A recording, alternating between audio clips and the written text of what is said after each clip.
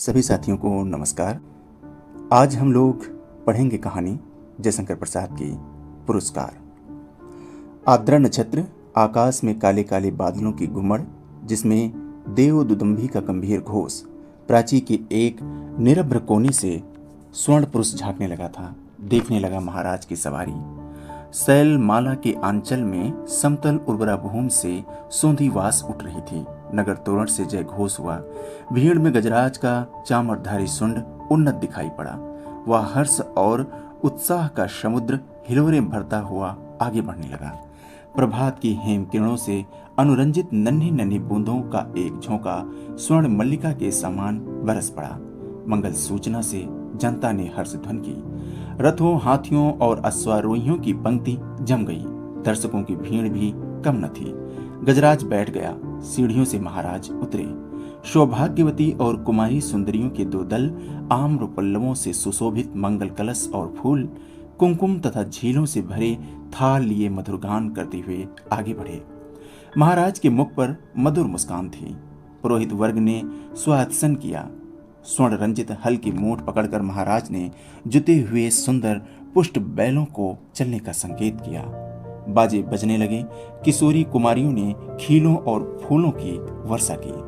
कौशल का यह उत्सव प्रसिद्ध था। एक दिन के लिए महाराज को कृषक बनना पड़ता। उस दिन इंद्र पूजन की धूमधाम होती, गोष्ठी होती। नगर निवासी पहाड़ी भूमि में आनंद मनाते। प्रतिवर्ष कृषि का यह महोत्सव उत्साह से संपन्न होता। दूसरे राज्यों से भी युवक राजकुमार इस उत्साह में बड़े चाव से आकर योग देते। मगध का एक राजकुमार अरुण अपने रथ पर बैठा बड़े कौतूहल से यह दृश्य देख रहा था। बीजों का एक थाल लिए कुमारी मधुलिका महाराज के साथ थी। बीज बोते हुए महाराज जब हाथ बढ़ाते तब मधुलिका उनके सामने थाल कर देती। यह खेत मधुलिका का था, जो इस साल महाराज की खेती के लिए चुना गया था। इसलिए बीज देने का सम्मान मधुलिका को ही मिला। वह कुमारी थी, सुंदरी थी। कौशेय वसन और उसके शरीर पर इधर उधर लहराता हुआ स्वयं शोभित हो रहा था। वह कभी उसे संभालती और कभी अपनी रूखी अलकों को। कृषक बालिका के शुभ्र भाल पर श्रम कणों की भी कमी न थी।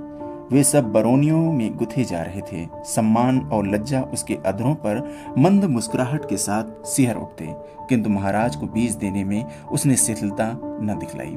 सब लोग महाराज का हल चलाना देख रहे थे, विस्मय से, कौतूहल से, और अरुण देख रहा था कृषक कुमारी मधुलिका को।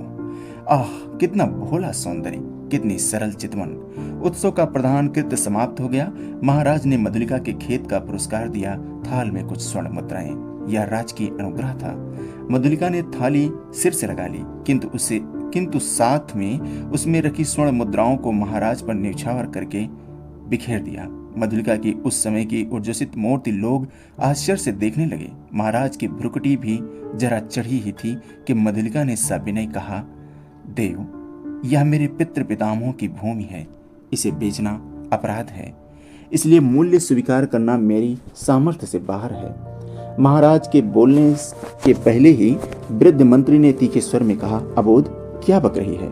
राज के अनुग्रह का तिरस्कार तेरी भूमि से चौगुना मूल्य है। फिर कौशल का यह सुनिश्चित राष्ट्रीय नियम है। तू आज से राजकीय रक्षण पाने की अधिकारिणी हुई। इस धन से अपने को सुखी बना। राज के रक्षण की अधिकारिणी तो सारी प्रजा है मंत्रीवर। महाराज को भूमि समर्पण करने में तो मेरा कोई विरोध न था और न है, किंतु मूल्य स्वीकार करना असंभव है। मधुलिका उत्तेजित हो उठी थी।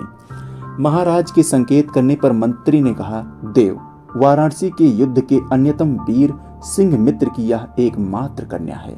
महाराज चौंक उठे। सिंह मित्र की कन्या, जिसने मगध के सामने कौशल की लाज रख ली थी, उसी वीर की मधुलिका कन्या है? हाँ देव, सबने मंत्री ने कहा। इस उत्सव के परंपरागत नियम क्या है मंत्रीवर? महाराज ने पूछा। देव, नियम तो बहुत साधारण है। किसी भी अच्छी भूमि को इस उत्सव के लिए चुनकर नियमानुसार पुरस्कार स्वरूप उसका मूल्य दे दिया जाता है। वह भी अत्यंत अनुग्रह पूर्वक, अर्थात भू संपत्ति का चौगुना मूल्य उसे मिलता है। उस खेती को वही व्यक्ति वर्ष भर देखता है, वह राजा का खेत कहा जाता है। महाराज को विचार संघर्ष से विश्राम की अत्यंत आवश्यकता थी। महाराज चुप रहे। जय घोष के साथ सभा विसर्जित हुई। सब अपने अपने शिविरों में चले गए, किंतु मधुलिका को उत्सव में फिर किसी ने ना देखा। वह अपने खेत की सीमा पर विशाल मधु वृक्ष के चिकने हरे पत्तों की छाया में अनमनी चुपचाप बैठी रही। रात्रि का उत्सव अब विश्राम ले रहा था। राजकुमार अरुण उसमें सम्मिलित नहीं हुआ। वह अपने विश्राम भवन में जागरण कर रहा था। आंखों में नींद न थी। प्राची में जैसी गुलाली खिल रही थी, वही रंग उसकी आंखों में था। सामने देखा तो मुंडेर पर कपोती एक पैर पर खड़ी पंख फैलाई अंगड़ाई ले रही थी। अरुण उठ खड़ा हुआ। द्वार पर सुसज्जित अश्व था। वह देखते देखते नगर तोरण पर जा पहुंचा। रक्षकगण ऊँघ रहे थे। अश्व के पैरों के शब्द से चौंक उठे। युवक कुमार तीर सा निकल गया। सिंधु देश का तुरंग प्रभात के पवन से पुलकित हो रहा था। घूमता घूमता अरुण उसी मधु वृक्ष के नीचे पहुंचा, जहां मधुलिका अपने हाथ पर सिर धरे हुए खिन्न निद्रा का सुख ले रही थी। अरुण ने देखा एक छिन्न माधवी लता वृक्ष की शाखा से च्युत होकर पड़ी है। सुमन मुखलित थे, भ्रमर निस्पंद। अरुण ने अपने अश्व को मौन रहने का संकेत किया उस सुषमा को देखने के लिए, परंतु कोकिल बोल उठा। उसने अरुण से प्रश्न किया, छी, कुमारी के सोए हुए सौंदर्य पर दृष्टिपात करने वाले दृष्ट तुम कौन? मधुलिका की आंखें खुल पड़ी। उसने देखा एक अपरिचित युवक। वह संकोच से उठ बैठी। भद्रे, तुम ही ना कल के उत्सव की संचालिका रही हो? उत्सव? हाँ, उत्सव ही तो था। कल उस सम्मान? क्यों, आपको कल का स्वप्न सता रहा है भद्र? क्या आप मुझे इस अवस्था में संतुष्ट रहने न देंगे? मेरा हृदय तुम्हारी उस छवि का भक्त बन गया है देवी। मेरे उस अभिनय का, मेरी विडंबना का, आह, मनुष्य कितना निर्दय है, अपरिचित है। क्षमा करो, जाओ अपने मार्ग। सरलता की देवी, मैं मगध का राजकुमार तुम्हारे अनुग्रह का प्रार्थी हूँ। मेरे हृदय की भावना अवगुंठन में रहना नहीं जानती। उसे अपनी राजकुमार, मैं कृषक बालिका हूँ। आप नंदन बिहारी और मैं पृथ्वी पर परिश्रम करके जीने वाली, आज मेरे स्नेह की भूमि पर मेरा अधिकार छीन लिया गया है। मैं दुख से विकल हूं, मेरा उपहास न करो। मैं कौशल नरेश से तुम्हारी भूमि तुम्हें दिलवा दूंगा। नहीं, वह कौशल का राष्ट्रीय नियम है। मैं उसे बदलना नहीं चाहती, चाहे उससे मुझे कितना ही दुख हो। तब तुम्हारा रहस्य क्या है? यह रहस्य मानव हृदय का है, मेरा नहीं। राजकुमार नियमों से यदि मानव हृदय बाध्य होता तो आज मगध के राजकुमार का हृदय किसी राजकुमारी की ओर न खिंचकर एक कृषक बालिका का अपमान करने न आता। मधुलिका उठ खड़ी हुई। चोट खाकर राजकुमार लौट पड़ा। किशोर किरणों में उसका रत्न किरीट चमक उठा। अश्व वेग से चला जा रहा था और मधुलिका निष्ठुर प्रहर करके क्या स्वयं आहत न हुई? उसके हृदय में टीस सी होने लगी। वह सहज नेत्रों से उड़ती हुई धूल देखने लगी। मधुलिका ने राजा का प्रतिदान अनुग्रह नहीं लिया। वह दूसरे खेतों में काम करती और चौथे पहर रूखी सूखी खाकर पड़ी रहती। मधु वृक्ष के नीचे छोटी सी पर्णकुटी थी। सूखे डंठलों से उसकी दीवार बनी थी। मधुलिका का वही आश्रम था। कठोर परिश्रम से जो रूखा अन्न मिलता, वही उसकी सांसों को बढ़ाने के लिए पर्याप्त था। दुबली होने पर भी उसके अंग पर तपस्या की कांति थी। आसपास के कृषक उसका आदर करते थे। वह एक आदर्श बालिका थी। दिन, सप्ताह, महीने और वर्ष बीतने लगे। शीतकाल की रजनी, मेघों से भरा आकाश जिसमें बिजली की दौड़ धूप, मधुलिका का छाजन टपक रहा था। ओढ़ने की कमी थी। वह ठिठुर कर एक कोने में बैठी थी।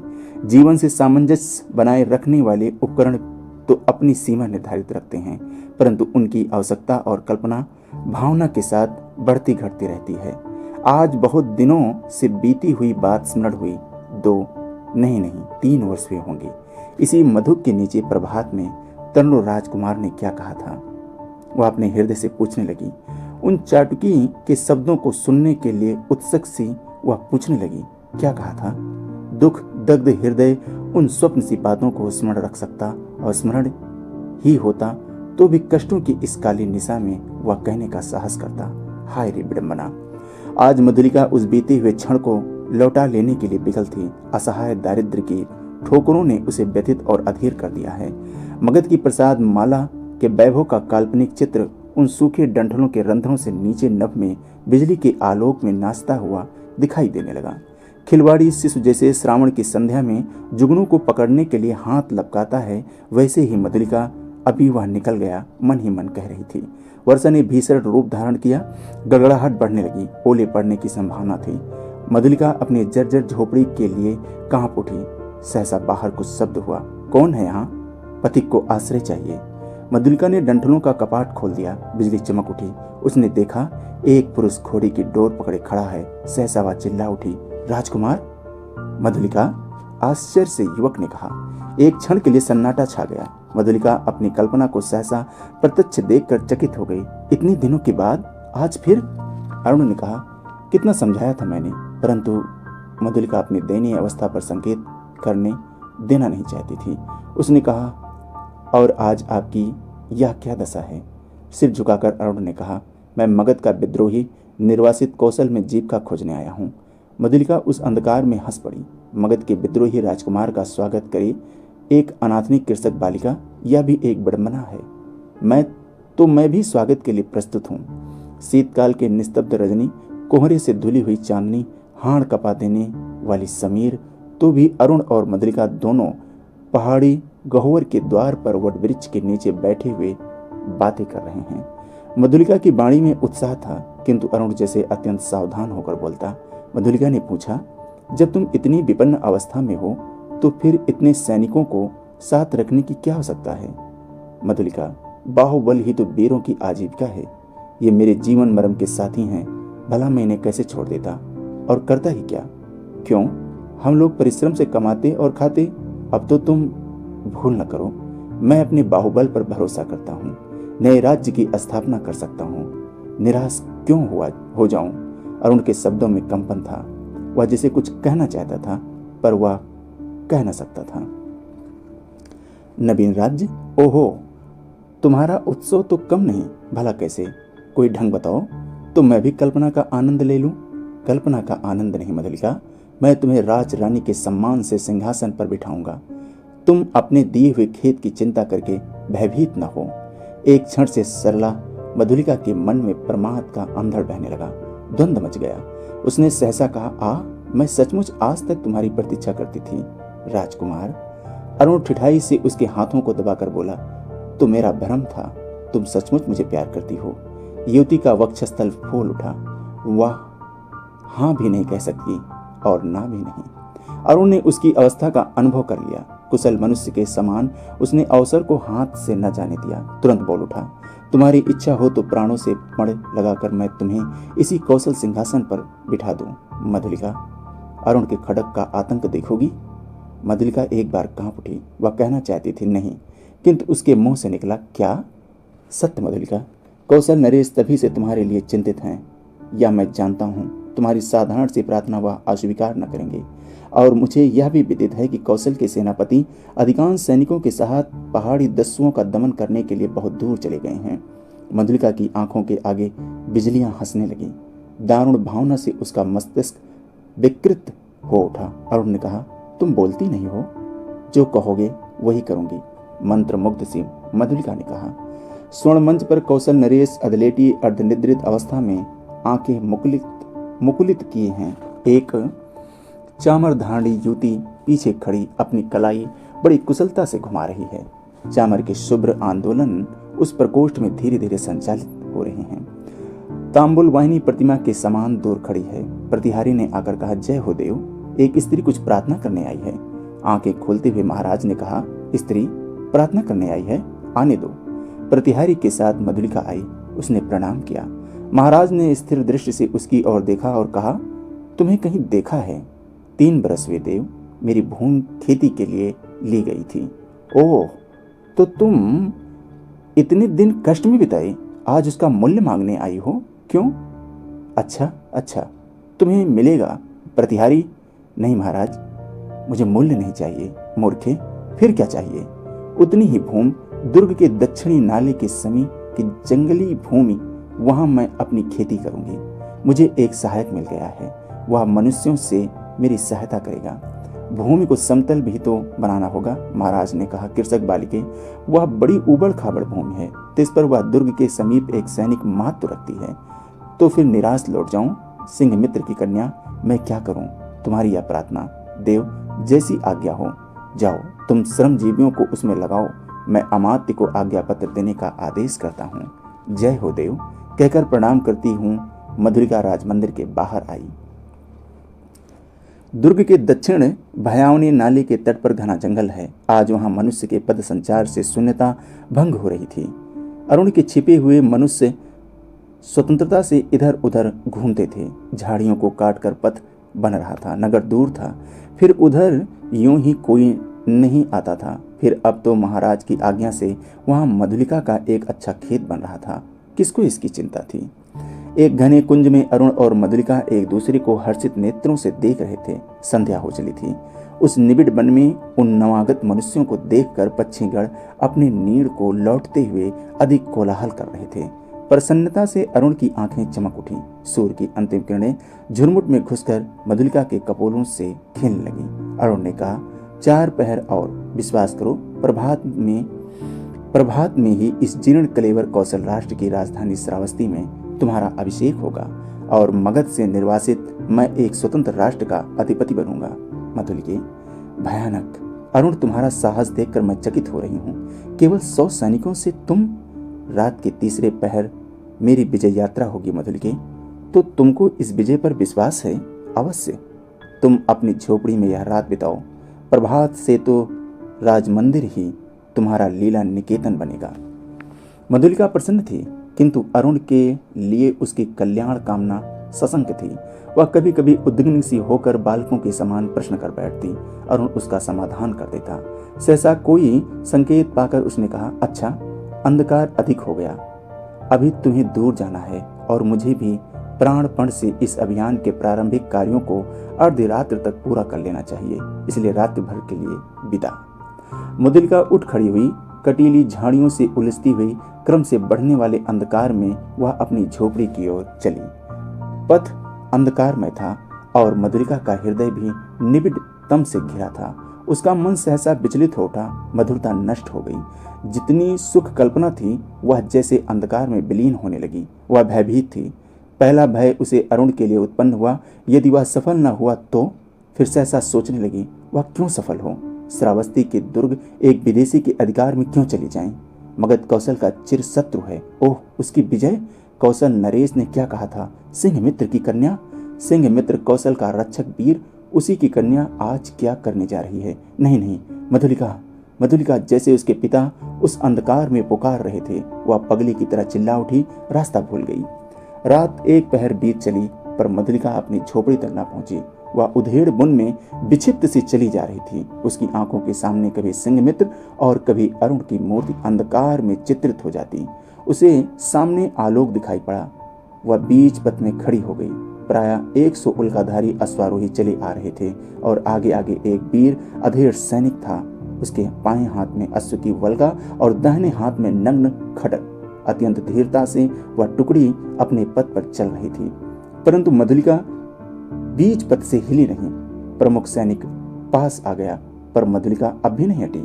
सैनिक ने अश्व रोक कर कहा, कौन? कोई उत्तर नहीं मिला। अब एक दूसरे अश्वारोही ने कड़क कर कहा, तू कौन है स्त्री? कौशल के सेनापति को उत्तर शीघ्र दे। रमणी जैसे विकार ग्रस्त स्वर में चिल्ला उठी, बांध लो, मुझे बांध लो, मेरी हत्या करो, मैंने अपराध किया है। सेनापति हंस पड़े, बोले, पगली है? पगली नहीं, यदि वही होती तो इतनी विचार वेदना क्यों होती? सेनापति, मुझे बांध लो, राजा के पास ले चलो। क्या है, स्पष्ट कहो। श्रावस्ती का दुर्ग 1 पहर में दस्युओं के हस्तगत हो जाएगा। दक्षिणी नाली के पास उनका आक्रमण होगा। सेनापति चौंक उठे। उन्होंने आश्चर्य से पूछा, तू क्या कह रही है? मैं सत्य कह रही हूँ, शीघ्रता करो। सेनापति ने 80 सैनिकों को नाले की ओर धीरे धीरे बढ़ने की आज्ञा दी और स्वयं अश्वारोहियों के साथ दुर्ग की ओर बढ़े। मधुलिका एक अश्वारोही के साथ बांध दी गई। श्रावस्ती का दुर्ग कौशल राष्ट्र का केंद्र इस रात्रि में अपने विगत वैभव का स्वप्न देख रहा था। भिन्न राज्यवंशों ने उसके प्रांतों पर अधिकार जमा लिया है। अब वह मात्र कई गांवों का अधिपति है। फिर भी उसके साथ कौशल के अतीत की स्वर्ण गाथाएं लिपटी हैं। वही लोगों की ईर्ष्या का कारण है। दुर्ग के प्रहरी चौंक उठे जब थोड़े से अश्वारोही बड़े वेग से आते हुए दुर्ग द्वार पर रुके। जब उल्का के आलोक में उन्होंने सेनापति को पहचाना तब द्वार खुला। सेनापति घोड़े की पीठ से उतरे। उन्होंने कहा, अग्निसेन, दुर्ग में कितने सैनिक होंगे? सेनापति की जय हो। 200।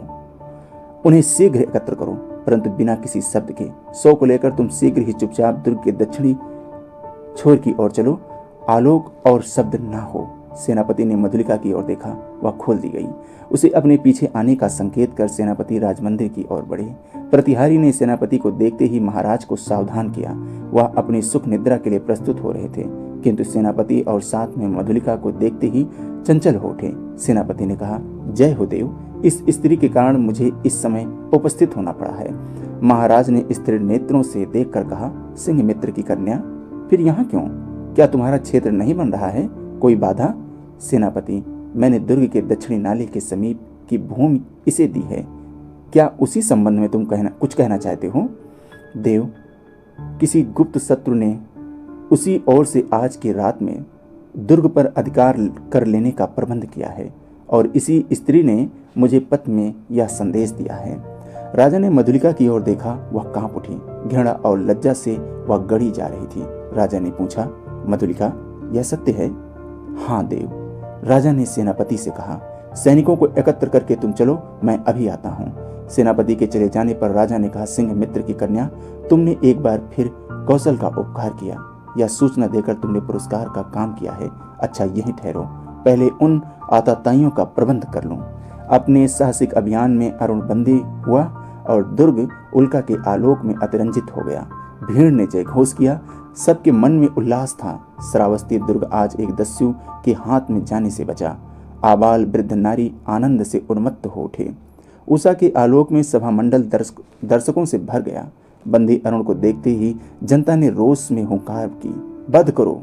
राजा ने सबसे सहमत होकर कहा, प्राण दंड। मधुलिका बुलाई गई, वह पगली सी आकर खड़ी हो गई।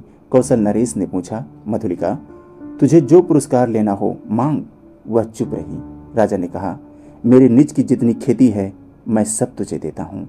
मधुलिका ने एक बार बंदी अरुण की ओर देखा। उसने कहा, मुझे कुछ न चाहिए। अरुण हंस पड़ा। राजा ने कहा, नहीं, मैं तुझे अवश्य दूंगा, मांग ले, तो मुझे भी प्राणदंड मिले। कहती हुई वह बंदी अरुण के पास जा खड़ी हुई। तो कहानी यहीं पर समाप्त होती है। फिर किसी दूसरी कहानी के साथ मिलेंगे, तब तक के लिए नमस्ते।